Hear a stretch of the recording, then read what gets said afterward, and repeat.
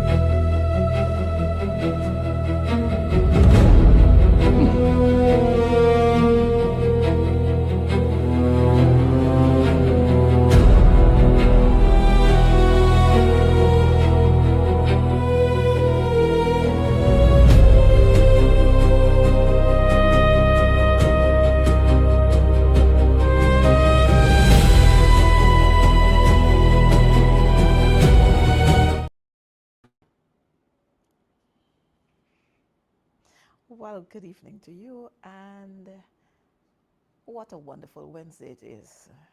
I'm sure you had the hustling and the bustling and so on, and all kinds of things like I had. And of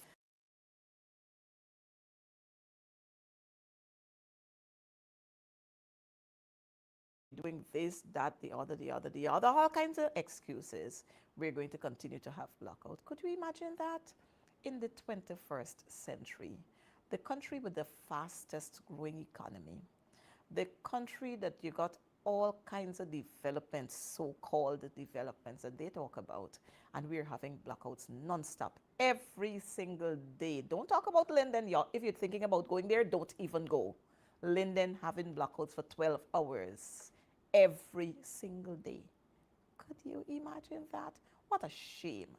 But look, it's another Wednesday, and I want to say good night to all of you. Denise, good night to you. Keith Beresford, good night to you. Leon Moses, good night to you. Rita Clark, good night to you too. And how y'all doing? Look, if I continue to start calling names, I'm gonna find myself in trouble. I don't like when my viewers are unhappy with me. So I'm gonna say good night to all of you who are watching us at this time. But here's what I want you to do. Call up your friends. Let your friends know that advancing the cause is on.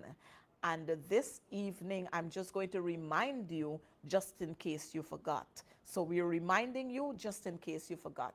And while I'm on that, let me send out happy birthday shout outs to all those persons who would have celebrated their birthdays between last Wednesday and today, Wednesday. You see some of you in this comment section.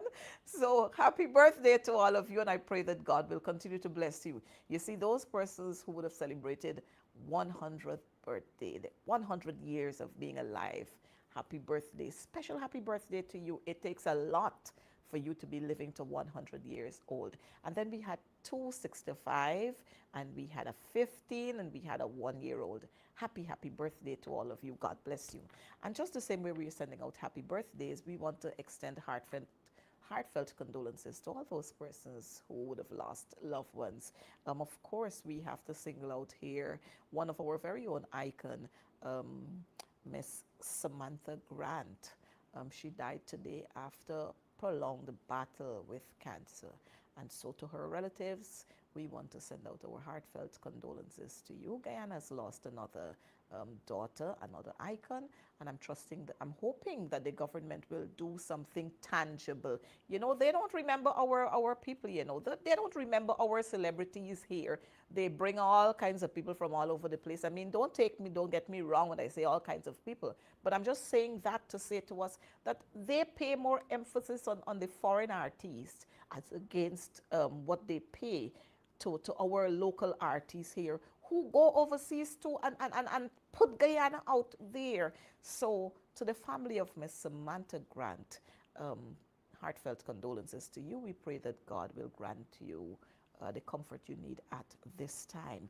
And so, yes, just in case you forgot, hi, call up your friends, tell them advancing the cause is on. Let them stop whatever they're doing right now, let them stop watching whatever else they're watching at, and let them tune into advancing the cause, because of this evening we're going to remind you, because I'm sure many of you forgot what transpired some time ago. So we have to remind you, because you know what? The PPP come around, and they don't come as the jackass in the lion's skin. They come as the lion in the jackass's skin, or they come as the lion in a sheep's clothing. That's how they come, as if they're Jesus, as if they're the Savior. But I have to remind you of what transpired. And so before I get right into that, I'm going to invite my guest who's here with us. Hey, tonight we're going to be bubbling, and we bubbling loud tonight. Back in the days, you had 2 to 2 party. We're going to be bubbling hot tonight, 2 to 2. And so my comrade Wayne sees he's on there backstage. He's going to be joining me. Wayne, we bubbling tonight. We're outside like wet clothes. Wayne, let me start the ball rolling. We have been talking about unity. And I want to say this to all of those folks who've been bombarding the APNU about unity, and y'all need to unite, and y'all need to this, and y'all need to that. And when there was the so-called um, opposition, combined opposition press conference, and you heard, oh, Aubrey Norton said this and up. Let me tell y'all something out there. I come for war tonight. Let me tell y'all, I'm warring tonight. Let me tell y'all something. You see the unity that y'all talking about? It's in there. It's not there because the opposition leader doesn't want any kind of unity. So y'all don't come around AP and you talking about this unity thing and join with Win. Win wants, they don't want anything. Win, if you remember, let me remind you, like I said this evening, I'm reminding you, Win's leader, Azruddin Mohammed, said then, a couple of months ago, when he was leaving the courts, when the reporter asked him whether he will collaborate,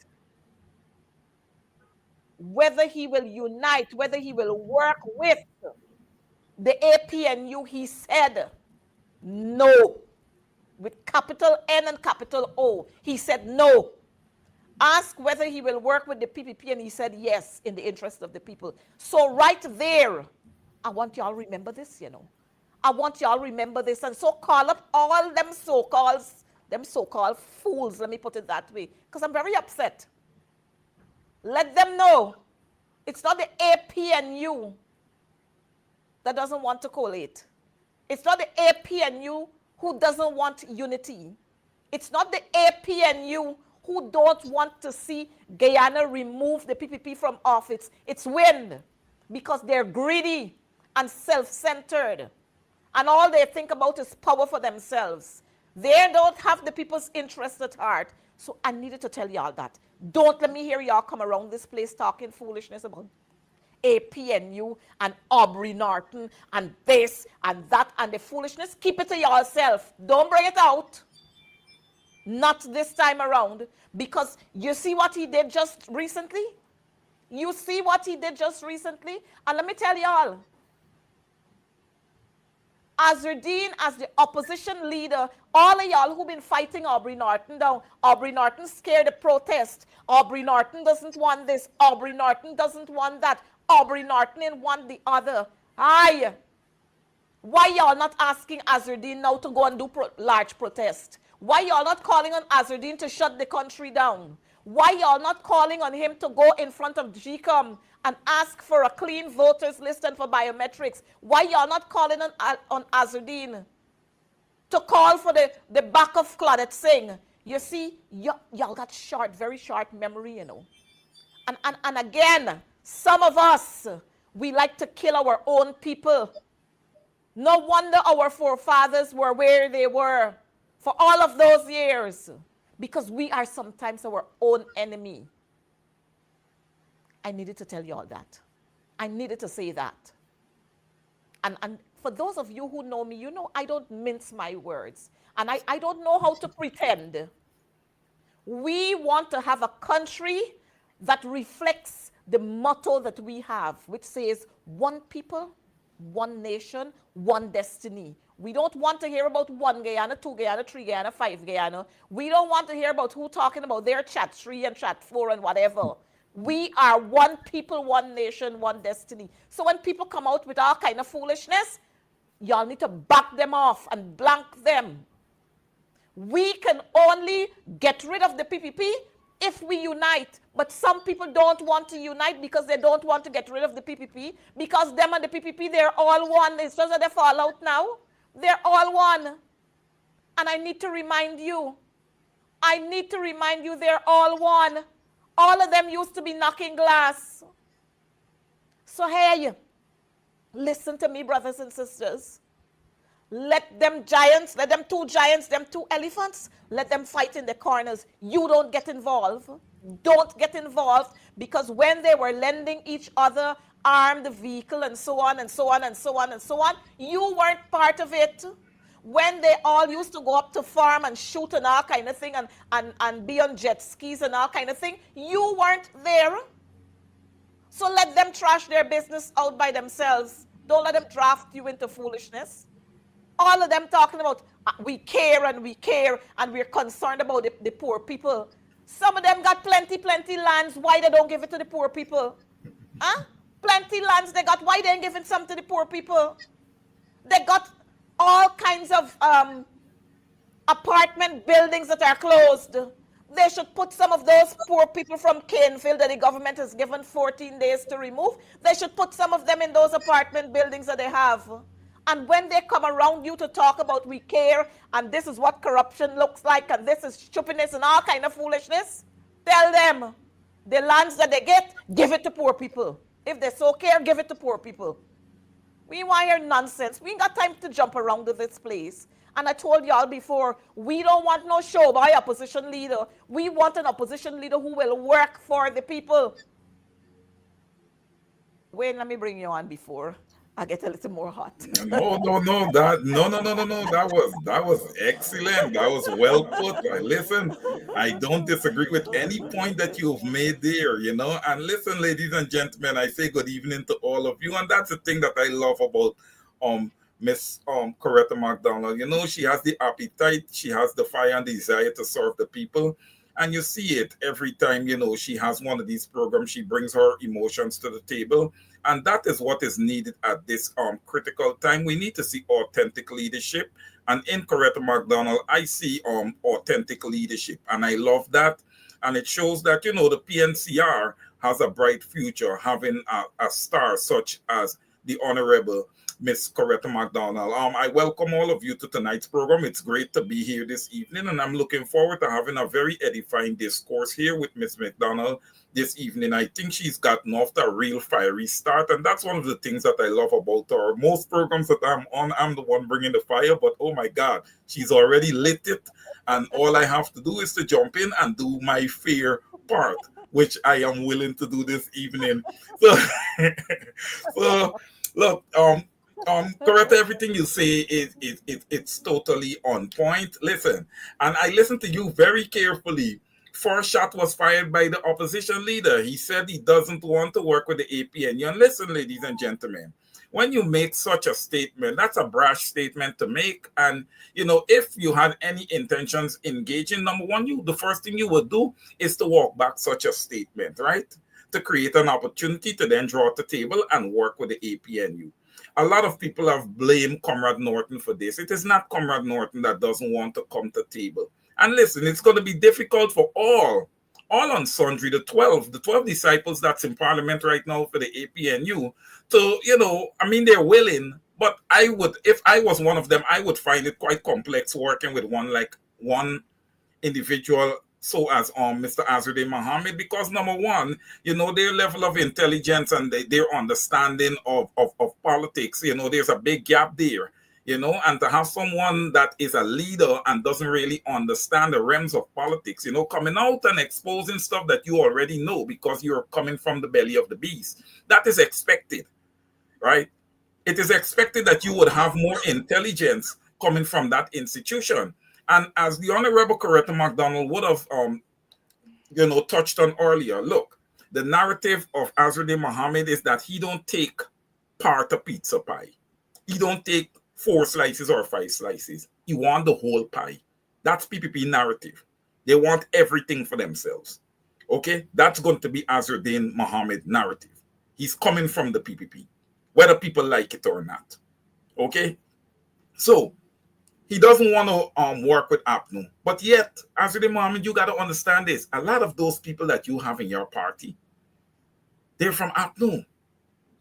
All right? And if they got any sense at all right, they would not allow you to treat their former stomping grounds in that manner. If they got any type of sense at all. Even your MPs, the one that would have came from APNU, they've learned a trade there. And to know that they're sitting down and accepting this from you, it shows, man, that you believe that you are a one-man wrecking ball. All right? Until you find it is that the people start walking away from you. All right? Because I have not seen anything from you that has impressed me personally. I have not seen anything from you. You have not demonstrated that you are a bona fide, authentic leader. And it takes a lot to do that. All right? We don't see protests at GCOM. None. All right? Instead of that, you have chosen, and listen, MP, that's why I am of the narrative that the PPP and WIN is collaborating, all right, to get rid of the largest African mass political party unit in the country called the APNU. They are collaborating. Okay, they have the money, they're leveraging the money, and that's what they're using. Okay, but the people of Guyana, it falls back on the people of Guyana to understand that the narrative of your life will not change with money, and you are not guaranteed access to any of the monies that we're talking about. But I assure you this, a strong, structured, people-centered party such as the APNU bringing good, excellent policy to the table, along, of course, money plays a part, along with financials to back that up, will take you out of the 58 teetering on 60% poverty and the 35% abject poverty that you are currently facing on the ground in Guyana, in the quote-unquote fastest growing economy in the world. So it totally lies at your feet. You had the opportunity in 2025, okay?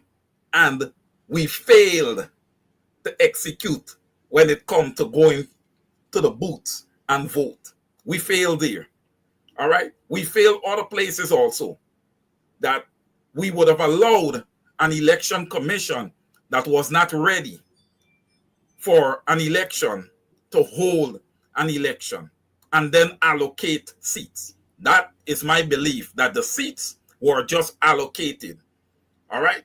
That wasn't no real election. It's an allocation of seats that would have occurred there, MP, and we must ensure that such a thing does not happen this time around. We're closing in. Next month, September, will be 1 year since this new, all right, quote-unquote government. I'm not willing to flat out say government, because sometimes I don't believe that it's a government. I believe it's a criminal, corrupt organization that is just ripping apart the people of Guyana and their resources. That is what I believe.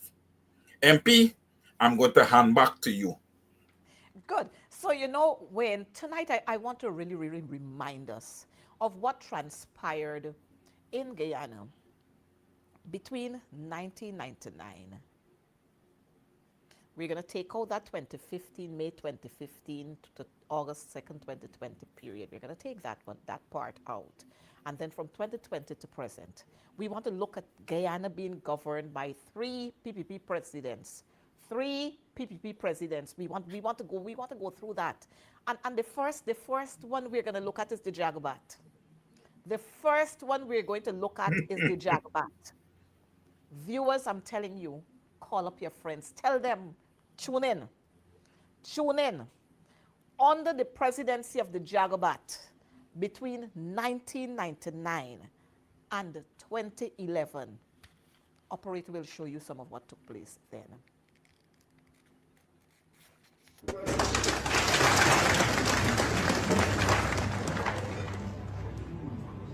The president's domestic worries are equally pressing.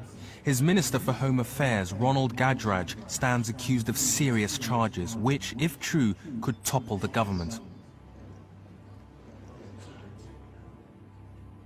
Allegedly, Gadraj has acted illegally in response to a crime wave that swept the country after 5 highly dangerous prisoners broke out of the main prison in Georgetown, the capital of Guyana, in February 2002.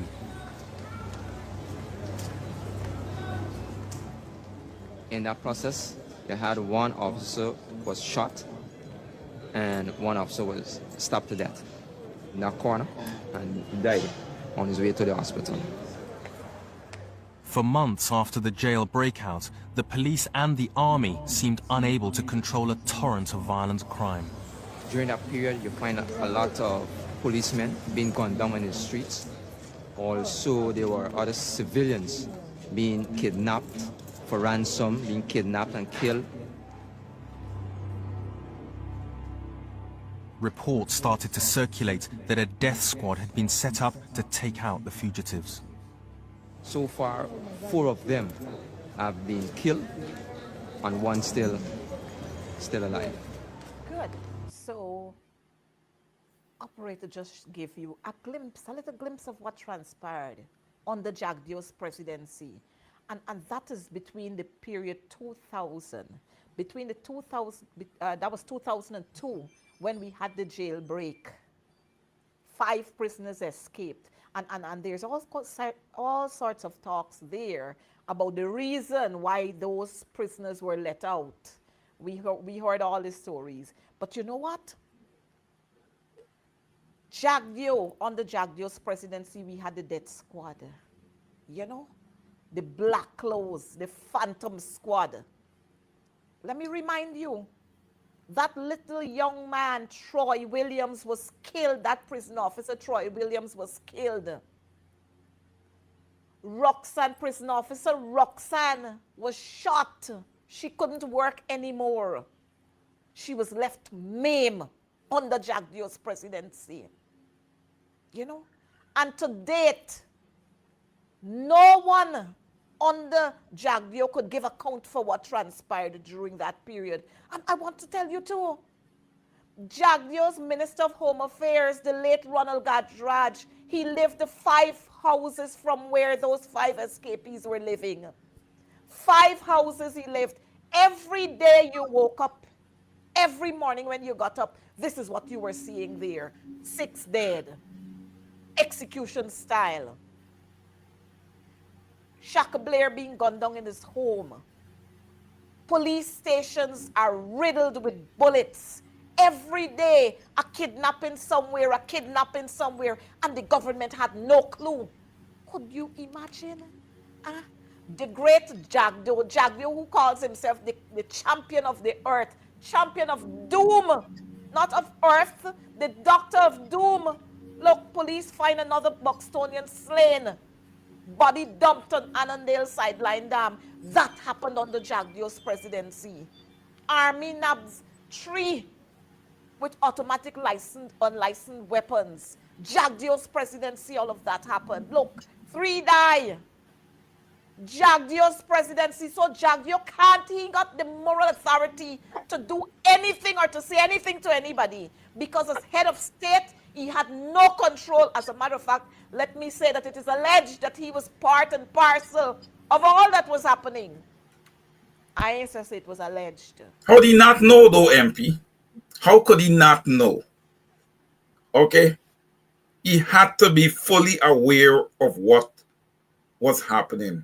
Ronald Gadraj was a part of the Barra Jack Dio government. So this could not have gone without Jack Dio having full knowledge of it. And I believe when it comes to those escaped prisoners, they were let out for a purpose.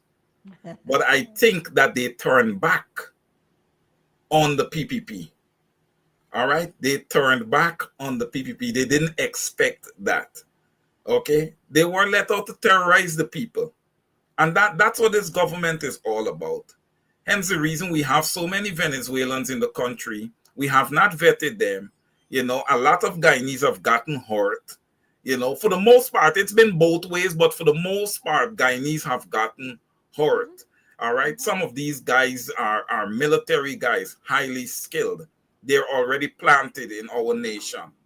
And the Guyanese people have to live with this while the PPP hang out behind their high fences. And MP, that's what they were doing during the times of the jailbreak, the Lusignan massacre, amongst other things. All right. The Lusignan massacre, I am of the belief that that's a PPP fully in charge there. All right. And that was a sympathy crime there. They did that seeking sympathy from the public and then blaming the other parties. The APNU is incapable. Their leaders, they're like rice pop. They're nothing like the PPP leaders. These guys are born executioners. They will execute you for money in a second, okay, without hesitation. They have done some of the most filthy and dirty deeds in the Cooperative Republic of Guyana. I do not understand how the diplomatic community can stomach working with the scums within the People's Progressive Party Civic, because that is exactly what it is. When you are doing such things to your own citizens, okay, it demonstrates that you are not a loving, caring government. Rather, you are a criminal organization, a criminal syndicate. I hand back to you, MP. So, viewers, let me say to you, in February of 2002, we had a jailbreak. In April of 2002, we started having all these carjackings and all these robberies, and the killing spree continued. All of that happened under Jack Dio's presidency. All of that happened under Jack Dio's presidency. And so the violence, it escalated. And then in 2003, we had all the craziness happening in Buxton. They said, oh, Buxton was a haven. Buxton was a haven for criminals. They criminalized that entire village and all the other little villages close by. They criminalized those villages. So when, even now, citizens who are applying for jobs, if you put Buxton as your address, people look at you differently. They look at you different because the PPP wanted, like everything else, they always create distractions. Always create distractions. So to take the pressure off of them with the jail escapees, they turn to Buxton. They turn to Buxton, and every night they had the police and the soldiers there, raiding their homes, terrorizing people. And then we had a massacre in Eccles in February of 2006, sorry. We had that there. And then in 2023, we had the craziness again. And let me tell them, let me give you this one. Let me give you this one in 2006, April 2006. A PPP minister was shot and killed, and not him alone. He was killed, his sister was killed, his brother-in-law was killed, his guard was killed, his dog was killed, and to date, up to a day like today, the PPP can't solve that crime. So if they can't protect their own, how they can protect me and you? And I don't know why Guyanese people keep running behind these folks for black tank. Huh? From one thing to the next, and y'all still running behind these people. Sometimes I think y'all like the punishment and you like the hardship. Under the PPP, under Jack Dio's presidency, Sata Diosa and his family were murdered. And then in August, what did we have in August? Kaichur workers murdered. Mm-hmm. Same year, April, August, several workers from Kaichur were shot and killed ruthlessly. And y'all telling me that these people still care about who? Who they care about? Somebody explain it to me. Who these people care about? Denise McKenzie, I don't know if you want to tell me who these people care about. And then come January of 2008. Massacre again. Wayne alluded to that, the Lusignan massacre. Lusignan, Where they tried, again, destruction. When they raided Buxton enough and they couldn't get more from Buxton because the people in Buxton started chasing them and telling them, don't come and desecrate our village. Don't come here. Don't come here. They created a distraction in Lusignan. And then we had the Bartica massacre. 11 killed. 11 killed in Lusignan. 11 killed. And then we had the Bartica massacre. All of that happened under the Doctor of Doom. So y'all don't come to tell me, oh, Jack Dio is a champion. Y'all right. He's a champion for taking lives. That. He was the president. To date, his late Minister of Agriculture's family, they can't get answers as to why so many of their family members were brutally gunned down. And this continued. It continued under Jack Dio. under Jagdeo again in June of 2008. Remember, we had the Bartica massacre in February of 2008. In June of 2008, you know what we had? The Lindo Creek massacre. The Lindo Creek massacre, where they tell you, oh, it's fine, man, and them shoot them. Jagdeo knew very well, or he knows very well. Roger Luncheon dead and gone, and he gone with plenty secrets. Jagdeo said that. Jagdeo said that. So if he knew that Roger Luncheon had the secrets, he knew about things, then Jagdeo knows about them as well. I am praying for that day. You see, while I give credit to President Granger sometimes I feel like putting some lashes on him. Because all now Jagdeo should have been in prison. All now Jagdeo should have been in prison. But you know, David Granger is a man with dignity. He's a man of decency. And so he said to the police officers, you did not have to arrest him. He was a former president. You could have invited him to come and have an interview, or you could have gone there to do the interview with him. But all now I'm saying, he should have been in a prison cell by himself, in solitary confinement, just the way they're putting other people in solitary confinement. These people are no good for Guyana, no good whatsoever. Denise, call up your friends and tell them advancing the cause is on. And we're reminding you of a couple of things that happened. What happened So on MP, between Bartico and Lindo Creek, we had 20. Right? Bartico, we had 12, and Lindo Creek, we had 8. So 20 deaths total. These guys are brutal. You recognize that under the PPP government is where we have large numbers of people dying? I don't know if it's blood they like. I don't know if it's zombies they like. I don't know what they like. But under the PPP government, with any one of the presidents, is deaths upon deaths upon deaths upon deaths. And then they come to tell you about development and progress. Count how many persons would have died under Jagdeo's presidency alone. Count it. Y'all count how many people died under Jagdeo's presidency. When it's not murder, it was execution style. And I'm talking about murder here, a husband and wife, or a brother and somebody else. And then you had the Phantom Squad shooting people Wild West. And everything they were blaming, the 5 guys who get away from prison, who escaped from prison. Everything they're blaming them. Everything they're blaming them. And let me give y'all some more.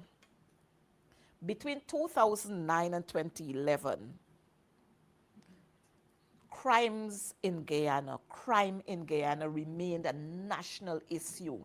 Killings, execution-style murders. Let me say to you, you remember the days when policemen and women were scared to be seen with their uniforms? Y'all remember those days? Y'all remember how many policemen were executed? You remember Innes, who was executed in Buxton while he was reading his newspaper? Y'all remember that? You remember policemen who were killed in Bartica? All of this happened during the PPP time. So let them don't come around now to tell you that I love you. They don't. If you couldn't love me then, you can't love me now. This song says so. And I'm just repeating the words. Let me give them some stats here. 117 murders recorded in 2009, 140 in 2010, 130 in 2011. You know, the PPP needs to speak to these things, because I remember on that David Granger-led coalition, 2015 to 2020, man. Robberies was something that, you know, it wasn't happening. It just disappeared, right? There was hardly any robberies, all right? Murders were done. General crime was done. The Guyana police force was a decent police force that worked for the people, that worked with integrity, okay? That took care of what was the resources that was given to them. Oh, yes. Mr. Granger wasn't playing with them. The commissioners at the time wasn't playing with them either, right? We had a measure of dignity, a measure of respect. You know, we had moved away, MP, from the cowboy state that the cooperative Republic of Guyana was before that coalition government. That coalition government is responsible for taking us off of all those blacklists, all right, all those indexes that we were on, right? The coalition worked and removed us from all those lists, right? So, ladies and gentlemen, when you look at what we have today, it is bona fide lawlessness, right? Even under this current, though installed President Irfan Ali, look how Paper Short was just gunned down, right? Right there in front of that place. Just gunned down. We supposed to have CCTV cameras. You hear that they weren't working. That's a major untruth right there. None of them were working. Few days later, you find the car burnt up. You know, this was well planned, well orchestrated, you know, and it's a shame, MP. We moved from Paper Shorts. We had Peter Headley. All right. We had Irfan Ali up in the Region 3 area there for Orange Boston. Right in the area where Orange Boston live. 3 days later, police kicked down the door, execute that man lay naked in the bed next to his wife. While Irfan Ali was there 3 days ago, that's suspicious. Orange Boston was a very successful businessman. Okay? And to know that that would have happened just after a president's visit, look, I am not convinced that everyone in that PPPC government don't have blood on their hands, man. It's shameful that these people are then, after all of these things that we would have just spoke of, allow the latitude to lead the people of Guyana. It is shameful. And I want to see at what depths are the international community willing to go to make sure that they achieve their bottom line, having criminals lead the people of Guyana. Because let me be lucidly clear. I believe that all the investors and the diplomatic community and everybody can achieve those same bottom lines under an APNU government. And it would be clean work because we would work within the scope of Guyana's national laws and also the international laws. All right? You got to want to work clean, especially the countries that say that they are, quote unquote, the beacon of democracy around the world. It must be reflected in everything that you do, right? I know you can't be sitting down and thinking to yourselves that Guyana is a democracy because it is absolutely not. MP, I hand back to you. Well, you know, Wayne, we did not remember to say that it was under Jagdio's presidency as well that the bad man, Leon Fraser, was killed. All now, Leon didn't even know how he did.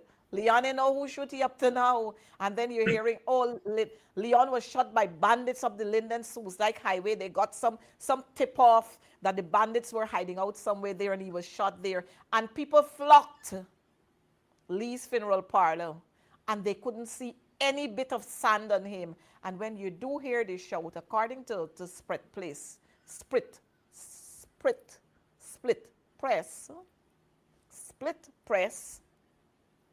Leon Fraser was shot in some house because he had some disagreement with some ministers. So they say, I don't know which one. But all of this happened under Jagdio's presidency. All of this transpired under Jagdio's presidency. Yeah, but MP also, Fraser was getting ready to come to the states a questioning also. And I believe that he probably was ready to sing like a bird. So they didn't want that. So therefore he was executed. That's simple. He was eliminated. Mark Kozurki, same thing. Right? The guy worked in the wine bar and everything. Look, these guys act like if they were businessmen by day, and then by night they were executioners to the PPP. Yep. Right? Mm-hmm. That's what they were. And you know, it's so disgusting. You know, one that really rocks my soul is that of Ronald Waddell. To date, nothing. Mm-hmm. And we got confession coming from one of my good friends. I call him my good friend, what's his name? I call him Milk. Sean Hines. Sean Hines spoke at length what the plan was. And he said he was supposed to have been there, but somebody else beat him to the punch. He said other policemen were there. All of that transpired under Jagdeo's presidency. And Jagdeo want to come around to tell people who what and who what. Look, you see, Guyanese brothers and sisters, you know, y'all allow a lot of things to happen. That's why Jagdeo said this country got some real stupid people, you know, because y'all following them. Y'all following them after all that they would have done. Look how many families up to today are still broken. Shaka Blair's children today, up to daylight today, and his sisters can't catch themselves. That man, they just blurt open his door, kicked open his door, and shot him right in front of his wife and his children. You see why some of our young people don't want to be part of the police force or the Guyana Defense Force or the fire service or the prison service? Because they have bad memory. It's bitter with what the state would have allowed to happen to their relatives. And no sort of solution, satisfaction. Nobody was held accountable for some of those, many of those murders. And then y'all coming to tell us that the PPP is good for Guyana. Since when? Since when? Let's look at what happened under Donald Ramatar's presidency. Donald Ramatar Pohi took over a troubled state. Troubled state he took over. Jagdeo messed it up till he couldn't mess it up anymore and then handed it over to Donald Ramatar. And look what poor Donald had to end up with doing. That's where he got solace. That's where he got solace. But he learned from the best, you know. He learned from the best in his party. He learned from the best in his party. Because that is the example that was set for him. So he just followed through. All he did was to follow through. He learned from the best in his party. But under his presidency as well was troubled. Really, really troubled. His presidency was troubled. Because how do you take over a narco state? A state with, in just 3 years. You see Jagdeo there? Look at Jagdeo. And all Donald Ramatar did was to follow after him with the same nonsense. Look, same nonsense, Donald. And with the ranks from the Guyana Defense Force. I'll follow just after him. Because there's no leadership. There's no leadership. So coming for Donald Ramatar coming now. Poor Donald Ramatar coming now. He had no choice. He come. But before I go to Donald Ramatar, let me say to you, in 3 years, we had 387 murders in 3 years. And not 3 whole years in short time. Short time. It happened at this time. It happened at that time. It happened at that time. 387 murders. 387 precious souls who had potential were led down the road. Led down the road. Rodney Griffith said the man getting crop over dancing. But look, during Donald Ramatar's time, we had the Linden Uprising because they wanted to treat, as always, they've been treating the people in Linden extremely bad. Yes. They treat them as if they're stepchildren. And they continue to treat them like that now. And yet they got some prominent people in Linden who running behind the PPP. Some prominent ones. Some of them, I talk to them, they're my friends. I can't stop talking to them. I try to convince them to come to this side, to come and see the light.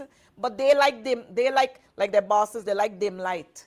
It's only, you know, old people they say, it's only zombies that operate in darkness. They like dim light.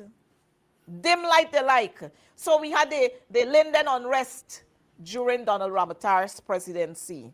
And of course, we had the Marudi protest as well. And then we had the Linden unrest. And from the coming out of the Linden unrest, you know what? They said, oh, what's his name was up there? Short Boss, they said was up there. Hicken? Three young men lost their lives at that protest on the bridge there. Alan Lewis, Ron Somerset. And Shamroy Boyer They lost their lost. lives, man. They 17 lost others their were lives. injured and required treatment. They lost their lives there. And then they had an inquiry in between 2012 and 2013. They like this COI business, this COI business is Oh, giving their yes. friends and their families big money, big money is passed there. So they had this COI, and coming out of the COI, the families were compensated, but no compensation can bring back the life. No compensation can bring back any life. Huh? And again, during Donald Ramatar's presidency, we had the murder rate skyrocketed again in 2013, skyrocketed again in 2013. And so we had 155 murders in 2013, 155 murders in 2013.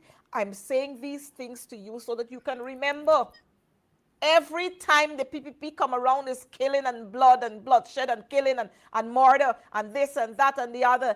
Every time they come around, and I'm seeing Colin saying here that 3 black boys in Linden should have gotten justice. What is the ERC doing? Huh? What is the ERC? Talking about the ERC, gosh, I forgot to bring mine. But they sent me a very nice letter, and I'm very appreciative of that. They sent me a very nice letter to say, they wanted me to go in there. I'm not a criminal. I'm not a bandit. I don't get involved in skullduggery business. All I do is come out here and I talk the truth. And when I speak the truth here, it just upset people, it just raise people's bumps. But I can continue to raise the bumps.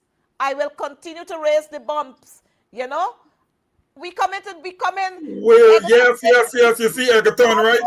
You Come see into that. Egerton. Oh Lord, we have reached the president yet. We come into that. So they sent me, I think it was last year, Christmas, sometime then, but whatever. I spoke about the Venezuelans, and I was expressing my disgust with their attitude.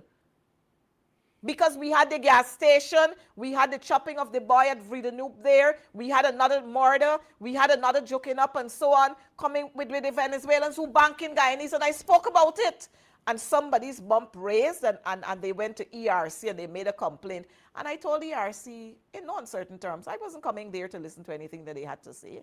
Because you hear things selectively and you need to go view my program and get the context in which I spoke. Don't let people jump and tell you anything. But I received a letter from them last week which said they reviewed my program, and when they looked at the program, they found that I didn't say anything that was disturbing or incriminating or whatever you call it. I forget the fancy word that they just call it. Sometimes I don't remember them words now. But and they reviewed that, and so the charge that would have been brought against me, or the allegation that would have been made against me, it has been dismissed. So I owe them nothing, they owe me nothing. Well, it would have had to be dismissed because I have no explanation, I have nothing to give, no satisfaction to give to anybody for anything that I say here. Yeah, but MP, based on the rogue government that we have in place right now, I think the ERC, needs to stay in a corner. I personally believe that the ERC is garbage. It's utter garbage. They're just there to shut down the voices of dissent against this government in Guyana. They were created and placed there, to I think I think the ERC was created under Comrade Granger, but the PPP would have found the uses of it. You understand me? To shut down voices of dissent against them. And listen, the ERC may as well just sit down, because they're not going to shut us up. The ERC cannot shut us up. All right. So if they're looking tonight, guys, you might as well either sit down, enjoy the show, or just shut it off, because I believe that you guys are garbage. I believe that you're all are scumbags. Go ahead, MP, please. Yes, so under Ramatar's presidency, we had lots of protests. Linden protest one time, they had the deaths, the shooting to death of those 3 young boys. Then Linden threatened again to start another protest, and then there was some talks. Well, we had Sam Blinds there who really blind. He the blind like a bat. ERC. I hope you are watching. He blind like a bat. He didn't hear it, he didn't see it, he didn't know nothing. All he did was smile. Smile. He went to Parliament. He ate prawns and this and that and the other and the other. And then he started vomiting, and then he drank some kerosene that was placed in coconut water. And that's a fact. That's a fact. I don't make up stories. So y'all don't count sermons during the period. Don't leave that man alone. No county. So back to Donald Ramotar. Donald Ramotar, like I said earlier, his presidency was troubled because Jagdeo created all the trouble for him. And Jagdeo still creating trouble right now. Still creating trouble. Now we got poor Airfront. Airfront, they handed the presidency in 2020. And while we're going to talk about Airfront's presidency, the presidency being handed to him, I want to remind you that it was the Mohammed's vehicle that Airfront was using during the recount. Correct. It was the Mohammed's vehicle he was using when he was sworn in as president. They put on the number plate. That's the vehicle that he was using, the bulletproof vehicle. That's the vehicle. It was the Mohammeds who gave them $20 million. Y'all remember the check? It was the Mohammeds who gave them that. So coming on the Airfront's presidency was a lot of skullduggery. A lot of people helped them create this skullduggery. A lot of people helped them to do what they did. And so falling in the middle of that is the CCJ. Because if now we're hearing the cries about the president, the man who was the president of the CCJ now, then I could imagine what transpired. And so I could say, and I could tell Guyanese people right now, that we should go and protest outside of the ministry of the presidency. We must go and protest in front of CARICOM because they were all part and parcel. We should see that report there where they ignored Order 60 and all of that. We should see that as being null and void. The handing off of the presidency and the seat of government to the PPP in 2020. It should be declared null and void. But you see, again, Guyana got some real stupid people. Now me says so, Jagdeo says so. And are you doing nothing about it? It's time we wake up. Coretta McDonald can't do it alone. Wayne Caesar can't stay from where he is and do it alone. Well, they say Aubrey Norton must stay in the corner. So he's staying in the corner now, and you're still bringing in all kind of foolishness. What do you really want? What y'all really want? Aubrey Norton must go. The man sitting now peaceful in his corner, and he's advising from the back, and y'all still got a problem with Aubrey Norton. Y'all got a problem with yourself. Check yourself in the mirror. And hey, you see the fellow who come in there to tell me foolishness about what the APNU plan to do? APNU, you want me to put again APNU's manifesto for you? You want me to put it out there? And let me say to you, all of them from APNU who rushing over to the PPP is greed got them going over there, not anything else. Greed, all of them. Because if the PPP were good, they wouldn't run from the PPP. But you know what? You know they're who? They're like baits. And not only baits, they're like grasshoppers and frogs.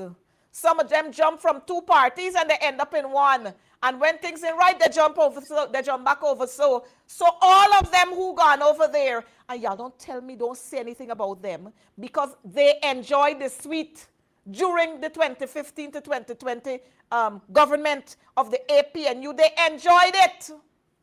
And it didn't wrong then. Nothing did wrong then.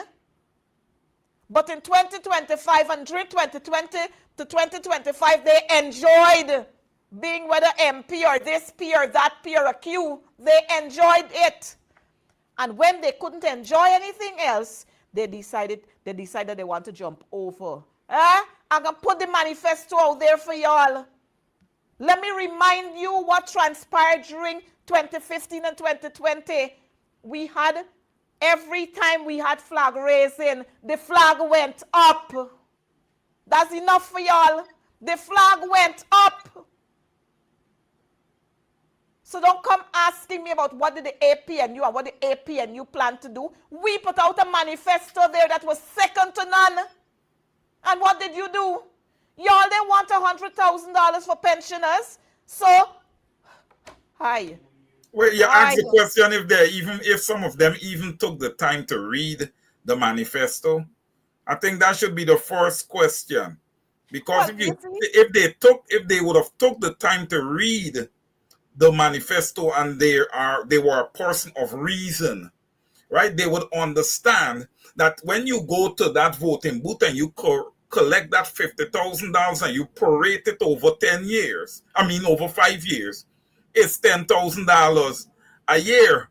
You understand me? But if you had voted for the manifesto that was placed before you, yes, that excellent read, yes, that excellent piece that I believe that the PPP is going to dig into come 2030. Okay? That excellent piece, if you had voted to that manifesto, I could promise you your lives would have been in a much better position. And even now, even so now that it's going to be a 50-50 split, right? Where we're going to move from 12% in revenues now to about 39% in revenues. Now, it would have definitely, the APNU would have made sure that that additional money hit the people. And also, we're in line right now for a windfall because oil prices are through the roof. So what we would have budgeted as far as revenue to be earned, you understand me, it's going to be probably that and a half. All right, so we're going to have a heavy windfall. Though Barry Jagdeo and the PPP have not come out and announced anything. You know why, MP? Because they have a plan for the Guyanese people money. All right, so when the Guyanese people are really ready for their money and really ready for their country, they'll come out and shut the baby down. Come out and shut everything down. Look, we want our money, flat out. That's your demand. Exactly. We want good and proper governance. Over to you, MP. Well, so while we be talking about, let me tell you, under the APNU, you had blackouts little to none. Thanks to David Patterson, blackouts little to none. It was the APNU who installed the first roundabout in this country. And all the other roundabouts, even some that weren't supposed to be there because y'all don't see how our friend just walk about the place. A little show boy, excited about this. Y'all must listen to how we just handle them reporters and so. But I like me girl Svetlana. Big up to you, Svetlana. You're a woman of my heart. You like Coretta McDonald. We ain't fear nobody here. We ain't fear them at all. We can say it as it is. But let me tell you, during the APNU's term in office, we had passport office in every region. Come on. We decentralized it. So the people from Berbice had to travel to Georgetown to come and look. This morning I'm passing the passport office to go to the national park at 5:15, and people already line up in the little cow pen where they got there. People already line up there so you can get numbers. And these people coming from Essequibo, they're coming from Berbice, they're coming from Linden, they're coming from all over. So y'all don't tell me nonsense. Don't come around here to type foolishness here. Come here to learn. Don't come here for do nonsense. If you're a goat, you make nice like a goat. Buy Jagdeo them side. Tell Jagdeo do we press conference on Thursday and go there and make nice. Don't come here and type nonsense. Yes, I gotta get wild. I got to get wild. When you come in this class, you come to learn. Oh, yes. Don't come with the distractions in this class. We don't want it. Oh, yes. So APNU provided that. You had a GRA office in almost every region. So when people had to register vehicle and they had to do this and they had to do that, they had to run to Georgetown. You go to GRA every day. Lines upon lines upon lines, long lines. And y'all want to, these people barefaced just like Jagdeo. They're barefaced just like Irfan Ali. Irfan got a big farm and Irfan said, oh, when I return, I will take you on a tour. We still waiting for the tour now. Irfan saying, how big is the farm? Like Susan. Susan just turned minister. Susan got all kind of thing. Apartment buildings, mansion here, mansion there, all kind of luxury vehicles. Susan Bolt will tell people, but she sells chocolate. She must be selling since she was 3 years old. Yeah, that's not government money. That's chocolate money that gives you all this stuff. If they send y'all here to create mischief, tell them not here. I put y'all out of the class. Tell them not here. When you see I come to remind you of what the wickedness of the PPP, y'all don't come here with foolishness. This is one teacher that's put you to stand up at the back of the class and turn your face to the wall too. I going back to them old people days. I ain't beating you up. Put your face to the wall. So the next time you come around here, I'm calling you out. Come to the front of the class and face the blackboard. Me doing whiteboard, I doing blackboard still. And I can put you to clean the blackboard steady with the dust and the chalk just go in your face. Y'all don't come around here with nonsense. So APNU, the police force, was professional again. You don't have them boys hustling. And even if they were doing it, they're doing it on a small scale. Now let's know them boys doing it radar. And them boys telling, constable telling superintendent and inspector, I don't have to talk to you. I don't have to report to you. I just report to the bigger boss. That ain't happening in Greater time. Everybody, the spick and span. Them kind of corruption they happening during the APNU's time. Robin, how you doing, girl? During the APNU's time, we had no child left behind. Hey! APNU had oil money, and the math and English passes at CSEC were up 42% till now with all them oil money. All you can't make it. The PPP can't make it. High. Hold your brakes. Much easy when you're coming to me. Oh boy. And let me remind you, according to Jagdio, I drive in a Lexus Sport, turbo engine. Don't come around me funny. And you don't come here. Don't come here. I run you off the road. Not tonight, a different night. So the APNU raised the pensioners' pension. The APNU gave double-digit salary with all the oil monies. We still, teachers still struggling. Under the APNU, the GTU struck for 9 days. 5 days during the August break and 4 days when school reopened. Right away, conversation started. Double-digit salary increase. The wicked PPP, since 2024, the judge ruled that the GTU's Jews must be reinstated till they like today, and that fool Anil just come out here to talk nonsense. Hi, Anil. Them law books, you talk about anybody talk about law books, you get vexed. Hey, get vexed when I give the increase. Get vexed when y'all give the increase, so you're gonna sue all the public servants who get the increase. You're suing everybody, so you get a big payday. You come talking stupidness around there. During the APNU's time in office, there was a unit set up at the office of the presidency or the ministry of the presidency where the benefits for the Ghana Defense Force members were looked after.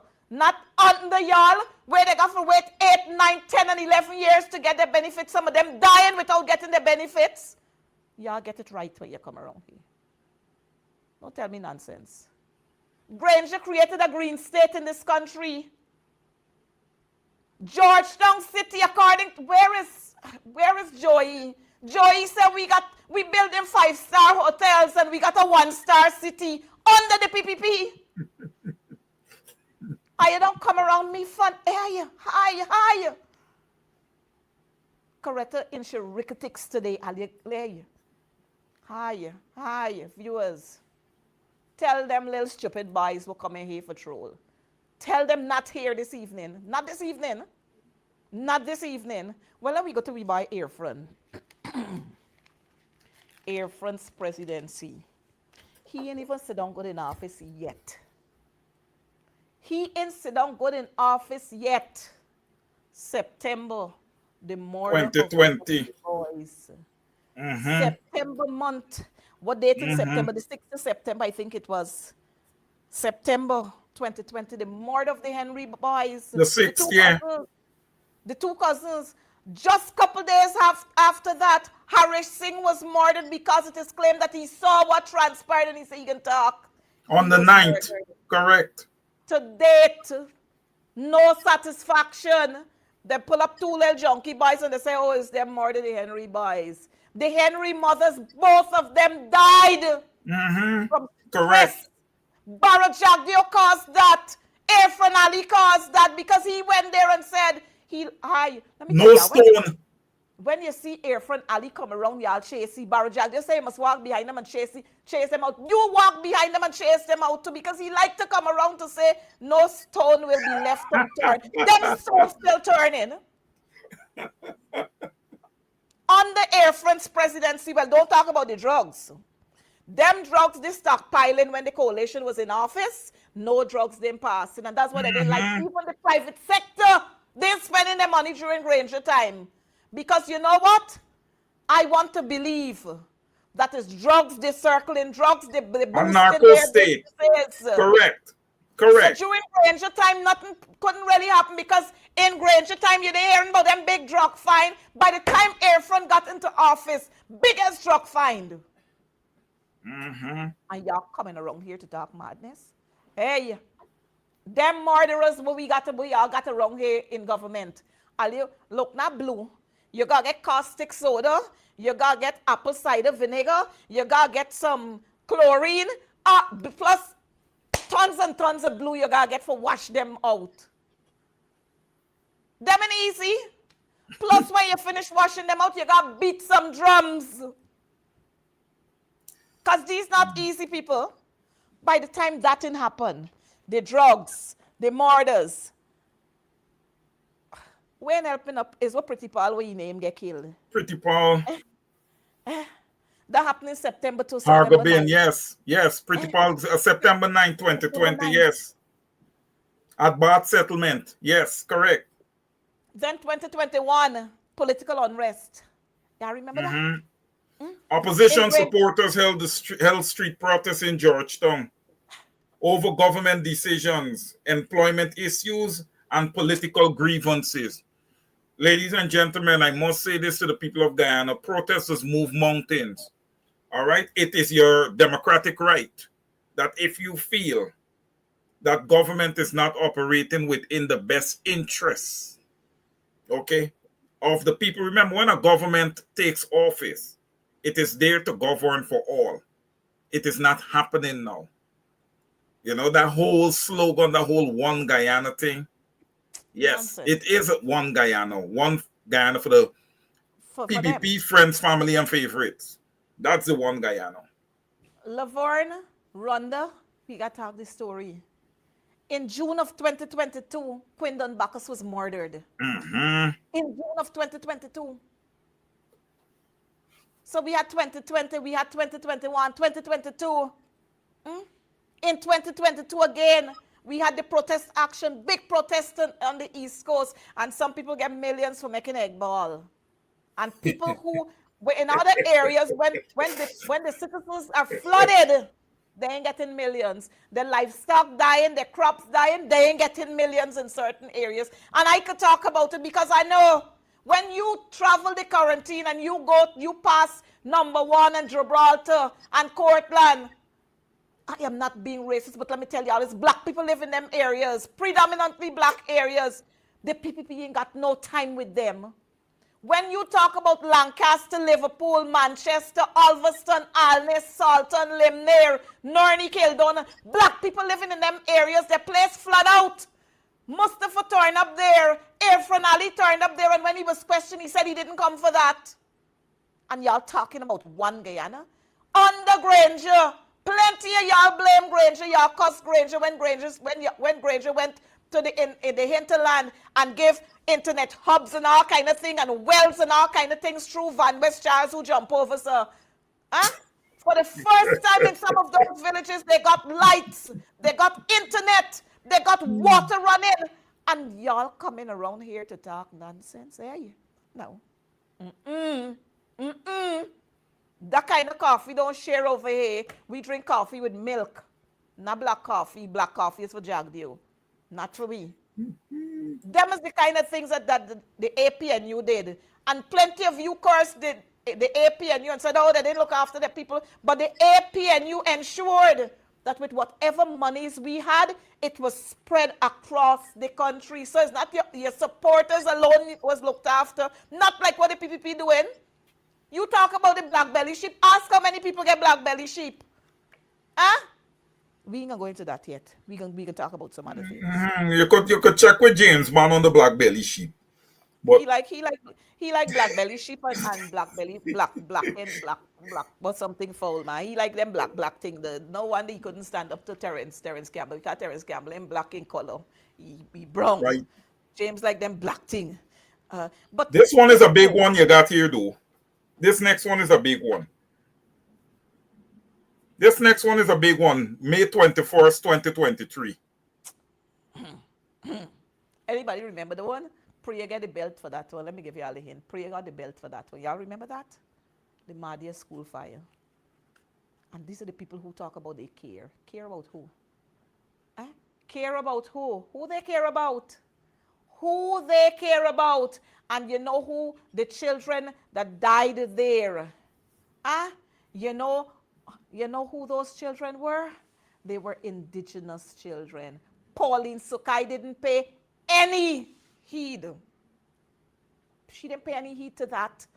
There were reports upon reports upon reports that Durham was not safe. The fire service ruled it out as being unsafe. Look, 20 of our precious souls, our children with a lot of potential. Some of them might have been presidents in another 5-6 years. All of them dead. 20, not one, not two, not three, 20 of them. And the PPP talking about they care. Must check it. The PPP like fire, they like blood, they like juke up, they like shoot up, they like drugs. And on top of all of that, corruption is the husband for plenty of them. It's whether key. they're man or woman, they like Key. corruption. Corruption is key for them. So in March of 2023, we had the Madia fire. And you know what they do? They take a 15-year-old girl. She's 18 now. They say she was the cause of the fire. Nobody never stopped to think a little child wouldn't want to do something like that just so. What caused her to want to do that? Where were the counselors? But did she purposely do it? That's a big question. Was it done purposely? And before I forget, Randolph, thanks for reminding us. We had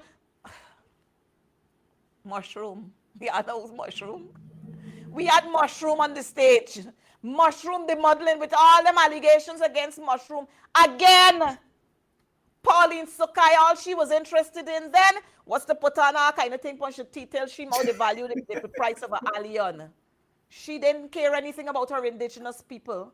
Nothing she cared about her indigenous people. So you know what? This government does not value the life of our indigenous people. And you know what's more disheartening is that we got a new Minister of Amerindian Affairs and she is dumb on all the issues that are affecting our indigenous brothers and sisters.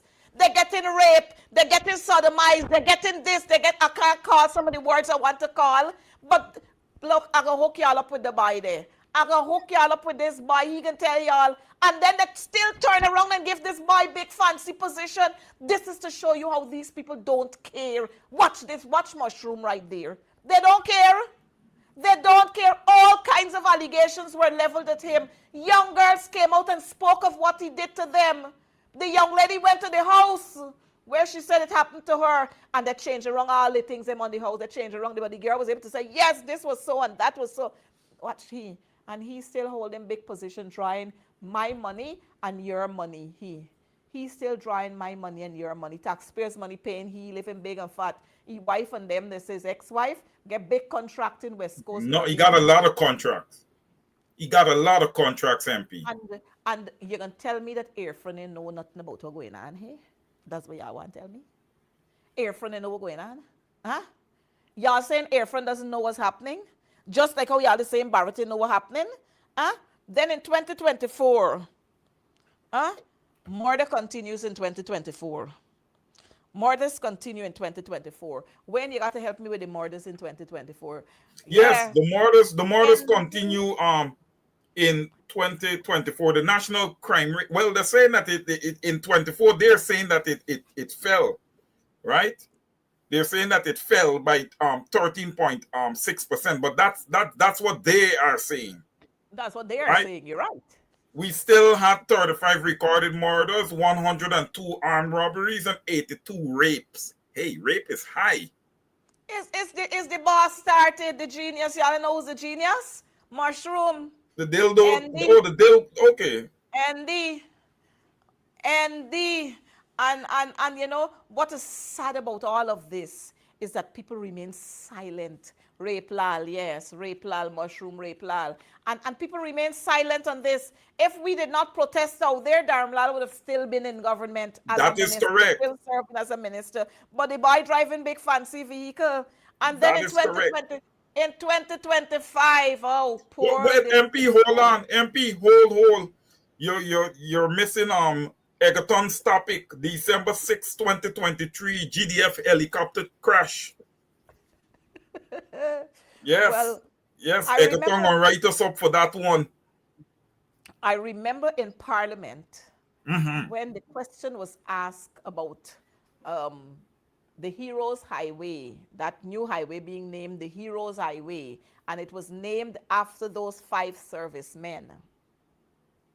We asked, what happened to the 2 survivors? I remember Priya saying then, you have to leave them. People grieve differently. And when they're ready, they will come out and they will speak out. This is Which is never. Is where they're dead, oh? Where they're there? Where them 2 boys are there? I hear they give them promotion, like how Ali give all the police them promotion. Some, and if I hear from Ali, But MP, let's look at it. Let's look at it generally. It's a trend with our people. Wayne, before When you the go there, before you go there, some of them police officers though, some of them policemen, many of them is officers, some of them police, corporal, sergeant, they just look real stink. Them just look real stink. If you just see some of them uniform or the twist up on them, they just look real stink because you know what? They were not prepared for those positions that were just handed to them so that they could vote. That's what those positions were. Those stripes were handed to them so that they could go and vote. Hi, Clifton Hickens. You just dress like a boss, and there's no doubt about that. With all your wickedness, you just dress like a boss. Pulling those ranks for professional development sessions. And if you can't do it, I can come. I will volunteer myself to come and do it free for y'all. Y'all ain't gotta pay me. But I don't sign up no requisition and some put no money, no charges for it, and then y'all putting the money in your pocket. Because I know you Akins, you like to be planner for everything and you collect a lot of money. So I can do that free of cost. Staff development session to talk about personal hygiene. Some of them just look stink, they just smell stink. Some of them can't even speak. And you got to do more than staff development, no more than professional development session in terms of hygiene. You got to do current affairs with them too. Because a sergeant was outside of the Humaniano the 19th of July, and he did not even know who is Gladwin Samuels. And he was bold to say, me have to know everybody. I'll do current affairs with them, let them know prison director of prisons, acting director of prisons, what's his name, what he put the picture. I remember when I used to go to school, we used to have the pictures of the commissioner of police, prison director, the fire. Well, don't talk about fire. Fire service is a session by itself. We got to deal with it all by itself. Uncle, grandfather, big brother, go home and rest yourself. Because the PPP got you looking like a fool. Go home. All your dignity went through I thought you the bright, but you're dunce bad, you're stupid. You stupid. Imagine you're a fire service. You would just declare all over what's safe and when this and when this, and you operating in a building that is not safe, and then you're so bold to come out and talk about it. You need to go home forthwith. Forthwith, you need to go home. As a matter of fact, your age for retirement gone long. 2 or 3 years ago, you crashed. How much vehicles you already crashed from the fire service? You see this man down here? Wickham? Mr. Wickham. You're a wicked man. You're very wicked. You crashing fire service vehicle. Police harassing one of your rank. Not a word from you. Now you coming to tell us about the fire service and what the Mohammeds didn't do. That's you, not your business. Let the Minister of Home Affairs deal with that. That's not your business. You didn't give them the contract. You see how y'all just allow yourself to be used for stupidness. Y'all just allow yourself to be used. Y'all just allow you think if Aubrey North was president, he would have had you there? Not a day extra you would not have been there. You'd go home and give other competent people that chair to sit in that you sitting there. You are retired, rehired. That's who you are, Wickham. Get from here. I got to talk like Mark Phillips. Get from here. Go home. You talking stupidness but fire station and defects. You didn't see it all the time. 3 years you occupying that place. You didn't know that? Aye. Don't I tell you should follow like me.